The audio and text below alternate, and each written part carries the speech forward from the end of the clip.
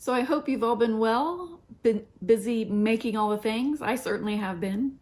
I think last time we spoke, I was busy working on my Simple Harmony stitch along project. It is the box project that uses the modern folk embroidery pattern to cover the box, the Simple Harmony box. And I got pretty busy with it, and then this, because it is going on a box, it has to be exactly right. It has to be in the exact right positions on the fabric in order for it to line up correctly onto the box. And I made a couple of boo-boos, and then the whole thing had to go sit in timeout for a while, just because. But after I set that aside, I went ahead and pulled out my Quaker Handwork by Brenda Gervais. I loved this project, and so I just decided to go ahead and finish this one up. It is gorgeous. I absolutely love these colors. This is just right up my alley. Love it, love it. So I've got it completed except for the initials. I haven't decided which initials I'm going to put on it yet, but I did decide, I think, instead of framing it, I'm going to use this box, and I'm going to put it on this box. This is actually, it has a glass top. This box, I think you can get it at any of the, it was probably Hobby Lobby, maybe one of those craft stores. And so it just has the small dividers on the inside. And what I'm going to do is I'm actually going to have this be on the top of the box. It's actually, it fits perfectly so that I can put something around it just to give it a little bit of a trim. And then I'm going to do some fun things inside the box. Looking forward to working on that. But for now I have that set aside, waiting, because I've moved on to the Peace on Earth by Lottie Da sampler. I saw someone who had finished this, and as soon as I saw it, I knew I had to go out and get it. It's gorgeous. It's hard to tell by that pattern, but the letters are actually that blue color. They don't show up very well on the pattern. But I'm getting there. I'm almost done. I just have to finish the border and a lot of the details along here. Just some little tiny things, and then I'll be finished with that. But I love the, I thought it was perfect for this time period. I have never seen a green dove before, but I still thought it's beautiful. So I'm looking forward to finishing this one. This one I will frame. I think it's neat. But it's been a good mindful stitch for what's going on in the world right now. And I'll put the date on it, and then maybe write something on the back so that future generations will know what we were thinking and doing at this time during this terrible part in our history. I did go ahead and use the silks for that project, the called for silks. They are beautiful. They're fun to work with. I know a lot of people use their silks. They put it in the little bags. The bags start to drive me crazy after a while, so the Flosstube bags. So I just throw them onto a DMC bobbin and have at it. The bobbins, I've been doing it for 40 years. You can't teach an old dog new tricks kind of thing. So I just keep using them. So that's mostly what I've been stitching. Which I've gotten quite a bit done on those, so I'm happy about that. I haven't been bouncing around on doing a lot of different things for stitching, but I did go ahead and get some project bags made for those projects that I have sitting around waiting for a project bag. And so I've had a bunch of these fabrics set aside to make specifically project bags for ages, and so I'm finally getting it done. This is one of my favorites. I love this fabric. This isn't available anymore. I've had this forever and a day. I don't remember who the fabric designer was. I couldn't find it on the selvage, but it is a really neat Super neat fabric. Love that. Love this one. This was this fabric I should remember, but I don't. I know I made a quilt for one of my my daughter's foster kids out of it. I love this. I love this print. But I liked, I went ahead and did something fun on a solid with the quilting, just to make it look, jazz it up a little bit. I love that one. This is I think these were some batiks from, these might have been from Joann's. I've had these for a long time. I think they had them, they had a sale one time and I grabbed some because I was going to make a purse, which I probably should have brought those out to show. But I make a lot of purses and bags and that sort of stuff. And I have one made out of this fabric that I remember. And then I also have, I made two of these. This is another one that I have a purse made out of. It's a fun summer one. These are just two different sizes. One's just slightly smaller than the other. I have this print on the back. I love this one. This is probably my favorite. I love this color, this salmony pink color. It's one of my favorite colors of all times. And this fabric is just super cute. I love that.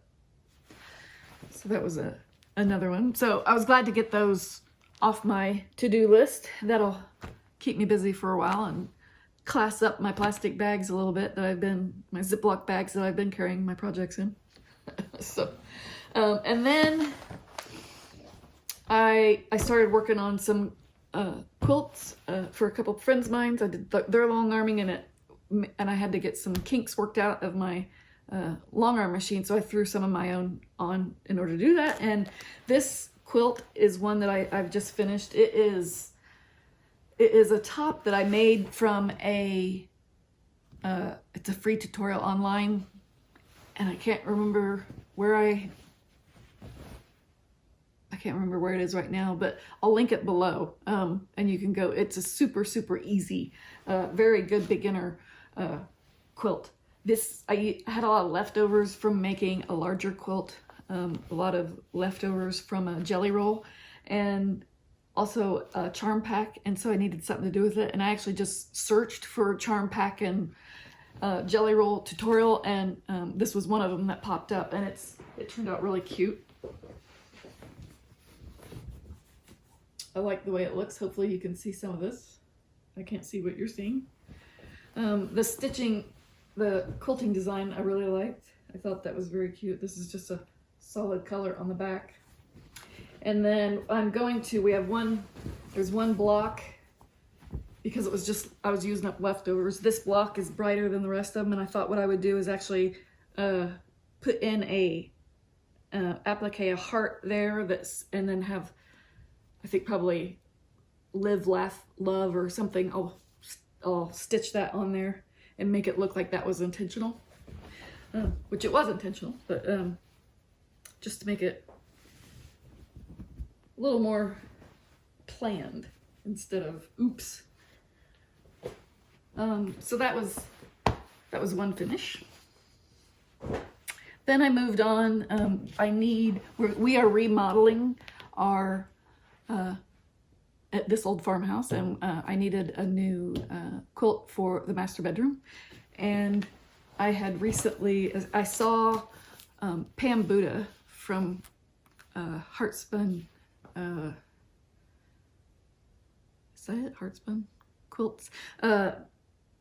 She has two new fabric, well actually it's three new fabric collections out. One of them was called Farmer's Daughter. Another one was called Pinks of the Past. And I love those colors. And I love that style. So when I went ahead and ordered the fabrics, and then I found this is Remembering the Past. This is the Martingale book by Julie Hendriksen. I love this book. This is one of my favorite quilt books. I want to make everything in here. I think she has a couple books, maybe, and I want them all, if I remember correctly. I'll find it in here somewhere. This is the original antique the quilt was designed to be after. And then the one that she made, and it's Stars on the Prairie is the quilt pattern. And so I made it, the one in the pattern was like a throw size, and I ended up making a king size. And I'll insert a picture here so you can see the whole thing too, but I just wanted you to see the color on the picture isn't all that representative. But so this I am getting ready to put it on the long arm and get it quilted so that I can get it on my bed and start using it. And then while I was sewing away, I've been trying to stay out into the studio and sew or do whatever during the day and then do my stitching in the evening. I'm trying to force myself to get up, move around a little bit. I have a pinched nerve in my lower back, which is causing sciatica to run down my left leg, which is joyous fun. And so in order not to seize up completely, I'm forcing myself to get up and move around a little bit. So I had, this is a pattern by Red Crinoline Quilts. It's called Lincoln's Watch. And so this has been out for ages. I actually bought a kit from a quilt store called Quilts Plus, which was in Indianapolis, and it's been at least 8 years, probably longer, that they stopped. They used to be solely, almost exclusively reproduction fabrics. It was a beautiful, beautiful shop, and they sold kits a lot of times. And I know I bought that there. They have not been, it changed ownerships, and they changed the style of the store, and then they ended up moving it. And so I know it's been at least 8 years that I've had this kit, and I'm finally getting it made. So it's a fun one. I've done this pattern before one other time. I did it with some striped batiks, and I gave it to my brother, and he loves it. But this one has these little, I don't know what they're called. They're little pies. And then, so I have half of them. Still need the little ears put on them, and half of them are finished. And what will happen, this design, instead of the orange or rust colored border, I'm gonna have a black border. It'll be really, really neat. Very, very Civil War look. This will end up living down at the cabin, so, which would be a good appropriate spot for it. What else? I have tried to be very good with the whole market releases thing. I didn't do too terrible. There were, the first one I saw that I had to have was the Scarlet House. Being a weaver, I absolutely had to have the pin, the little pillow there. And then of course I'm a quilter, so I wanted that one. And everybody loves an alphabet, and then, you know, by the time I finished looking at it, I was like, well, it was meant to be. Like, she made this specifically for me. So I bought that one and kitted it up immediately. I need to do some smalls. I was looking through my projects, my whips, and they're pretty much all large projects. So I'll probably start that soon, just to have something small to work on occasionally. And then Brenda Gervais had some little pillows also that I had to have. These are darling. I've been seeing people starting to work on these already. These are so cute. But I have a little bowl. Actually, I should go grab that and show you. So my mom makes pottery, and I have this little bowl that she made for me.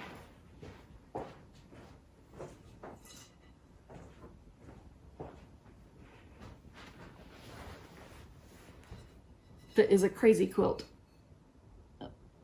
And I keep it out here in my studio. I think it's so neat. But I thought it'd be really cute to have a couple of those, especially the one with the sewing bird and that on it. I thought it'd be cute to display in that bowl. So that's my plan. And then I could not resist the Crushed Antiques pattern that I Had a Father Kind and True, because it is stunning.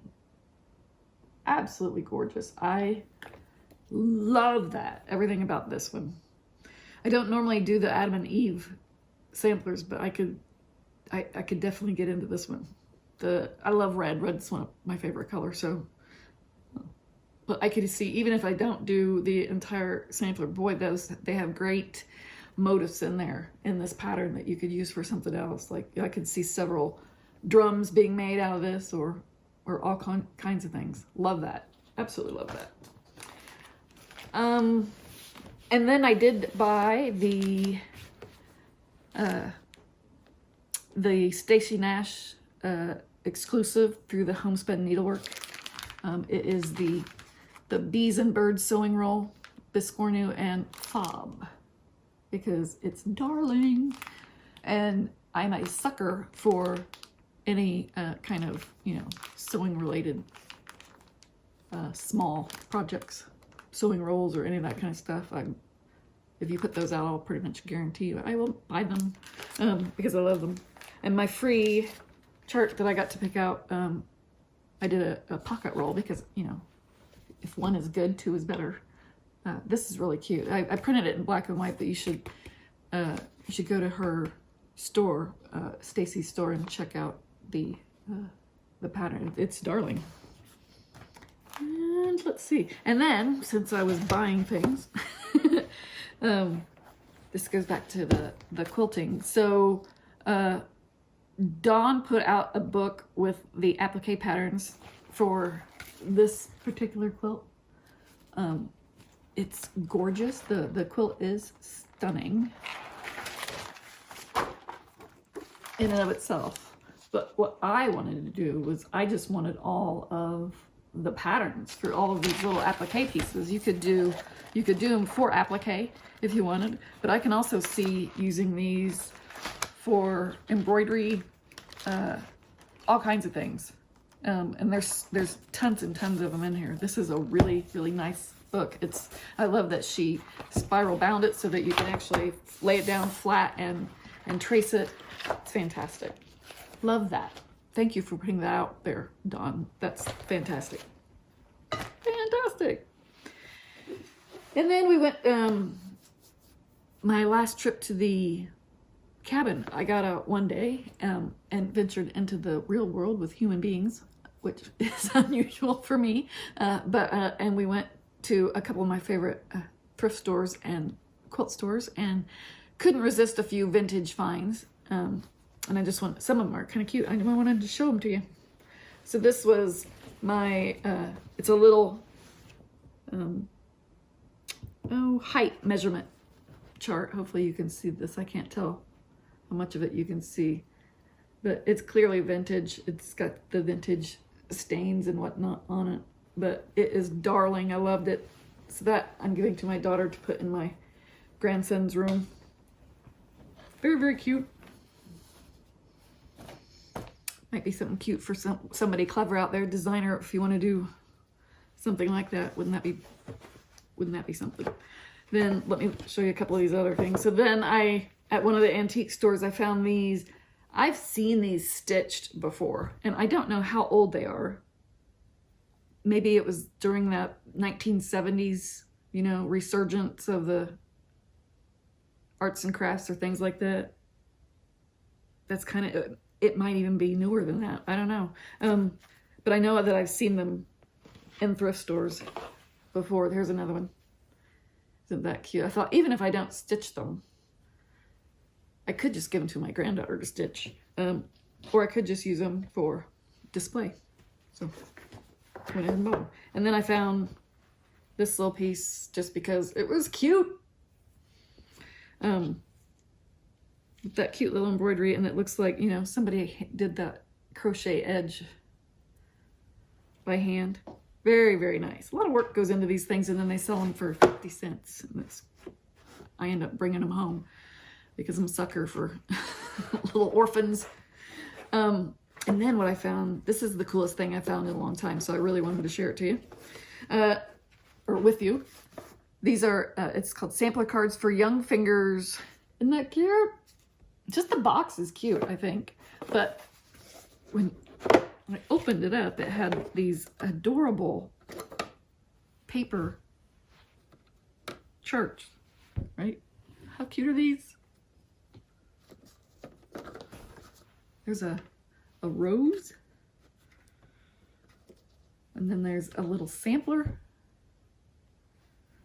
And this says, like, praise the Lord on a little, looks like a little bookmark. Still has the literature that goes with it. This is, oh, this is neat. I didn't read this before. It is priced at $1 retail and affords an excellent markup at the wholesale price of something per gross. This was clearly sent to somebody as just a sample of what somebody could buy. So they were trying to get them to sell this in their stores. That's neat. Huh? The little flosses are still in here. Oh, it has a needle even. Wow, fancy. And a little instruction booklet. How cute is that?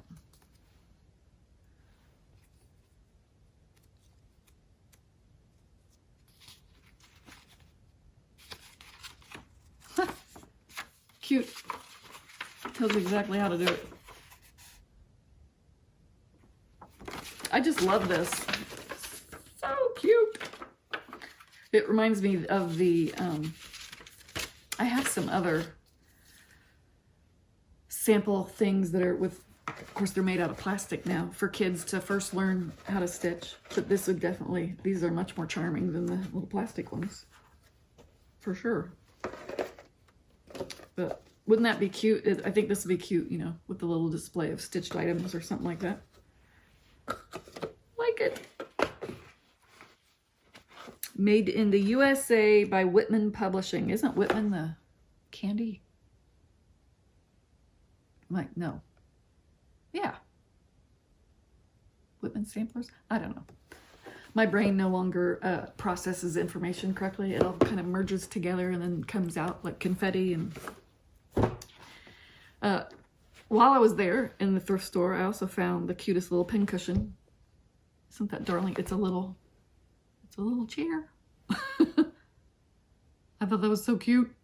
This will go in with, I have a shelf with where I keep a lot of my pincushions, and this will go in there for sure. It's darling. And then I also found one, a bigger one. So this was the side that was obviously used most often. It's worn down. It clearly was used a lot. And this is the same picture, the same motif or whatever, but you can see it's not been used quite as much. Very pretty. I like it. So that, and heavy. This has got some, it even had a curved needle in it. And yeah, definitely a well-used item. Let's see. And I think that's all my things that I wanted to show you. I was trying to get through it without a lot of stories, and I did okay so far.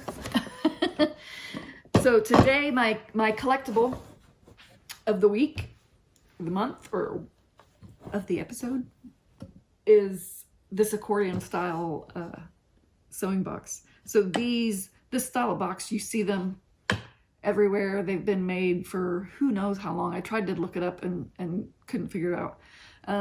This is an old one. You can tell by the style of the wood with the little carves and stuff like that, and the amount of wear that is on it. This one's very, very old, and you know, it just lifts out like this. And then you have more boxes here. It does have the flat, straight screws, which leads me to believe that it's older than we think it is. There's no Phillips head screws in it anywhere or anything like that, so I do believe it's up there. It's one of my favorite pieces. I really enjoy it. It's obviously oak. I want to say it's probably, my guess would be early 1900, 1910, somewhere around in there. It looks a little bit arts and crafts style to me. I could be completely wrong too. It might have been made more recently. Who knows? But I think that's what it is. It's one of my favorite pieces. I bought it at a garage sale for a little bit of nothing. But everybody should have one of these. There's probably enough of them that exist out there in the world that every sewist could have one if she's so desired, because they're everywhere. They're super popular. If you have one that you really like, and especially if you have one that's a little bit unique like this one, let us know down in the description or in the comments below. I'm always interested in seeing what other people have and what's out there. Let's see. The last thing I wanted to show you was something, because with Easter coming up, I'm not normally a person that decorates for holidays all that much or celebrates holidays all that much. It's never really been a big deal in our house, even growing up or anything like that. It's just, it's no more important than any other day. But we did still have, you know, some things that happened that we did celebrate and stuff like that. My grandmother, when I was little, unfortunately, she passed away when I was 10, but I do remember before that, she had made all these little Easter eggs. She would give us the old-fashioned basket, Easter basket, you know, the ones that are actually, you know, made out of woven reed, and they have like the green and the pink bands that go around. It comes out, you know, kind of like fluted or whatever. Anyway, she would give us one of those, and there would be these decorated eggs inside, along with the typical jelly beans and candies and that sort of stuff. And she would do one every year. And our eggs, though, were the amazing thing. And so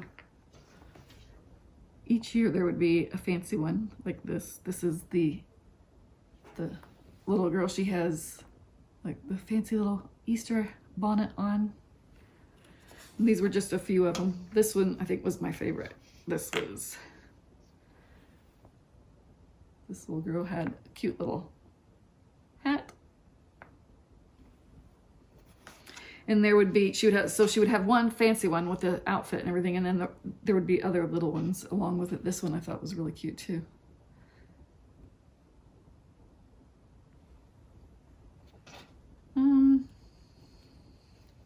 And then there would be, like I said, there would be other ones that were not quite the same.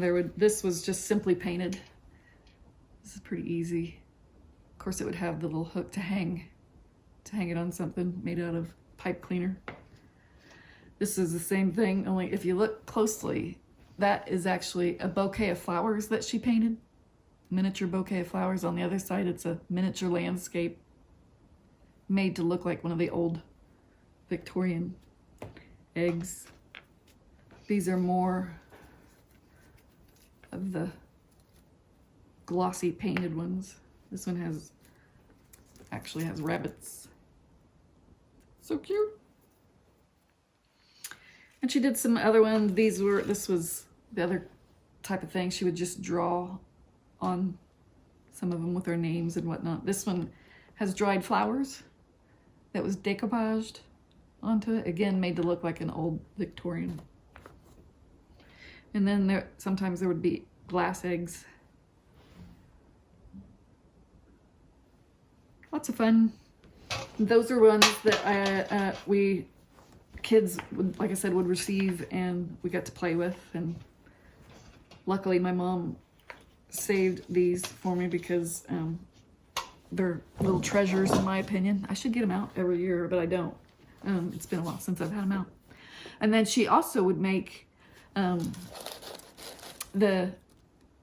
vintage diorama eggs. And these, I don't know if you'll be able to see these or not. I'll try to get it up there so you can see them. So these are goose eggs that would be blown out, and then you'd cut a hole in the side, and then you would create this whole little scene. Hopefully you can see that inside the egg. And everything inside the egg, there's like, and this one has a rabbit and some mushrooms. There's a basket with an Easter egg in it. There's flowers, some greenery. There's a turtle. Like, there's all kinds of stuff in there. And she made all of that out of, it looks like clay. Like little bits of clay. And then the greenery is actually like plastic greenery that you would get from the store. This one, actually, for whatever reason, this is a Christmas one, evidently, because it actually has a little snowman in it. Hopefully you can see that. He's kind of cute with a little bird and a tree stump and some greenery again. I like this one. This one's one of my favorite. This also has a rabbit on the inside with a turtle and a bird and an Easter egg, some flowers. This one's so cool. So the inside of this one, there's actually clouds painted on the inside of the egg. There's a couple of rabbits, 2 different styles of rabbits, a bird, some tree stumps, and then there's actual flowers, actual dried flowers that are used instead of the plastic ones on this one. It's neat. What else do we have in here? Oh. This one has he's fallen over. This one actually has like a little boy in there, made out of clay with, again, more toadstools, flowers, and I think that's supposed to be a rabbit. That's neat. I like the color of this one. So Jenny Stitching Simply showed her Ukrainian eggs that they made when they were kids, and I do remember making those with my grandma as well. My brother must have those that we've, I think my mom split up a bunch of them, gave some of them to me and some of them to him, and I think he's the one that has the Ukrainian eggs. But when I saw her do her tutorial, it reminded me of these, and so I went and got them out of storage. This one has a little angel in it. This is another Christmas one, I think, that was used as an ornament on the tree with a little angel. She's cute. And then I have a couple, I don't know where these came from. These are actually ones that were purchased. These are, I'm sure they're collectible, and that's why my mom put them in my box, but I'm supposed to hang on to them. But they have ducks in them. But it's kind of cute. I like the painting on the background. But anyway, I just wanted to share those with you because it's a dying craft. I wish people would do this a little more. It's, you know, such a fun, easy thing to do. It's very, it looks intricate and everything else, but it wasn't anything too complicated that you couldn't do with children in order to be able to glue them in there. You just had to have a little bit of patience. But it's a fun craft if you get a chance and you have time between now and Easter and you want to make some fun things. The little girl eggs would be so simple, it's not even funny. I'll try to get a couple of really good close-up pictures of those. If you do want to try it, you can give it a chance. But other than that, I just wanted to say thanks for stopping by. Hope to see you again soon. Talk to you later.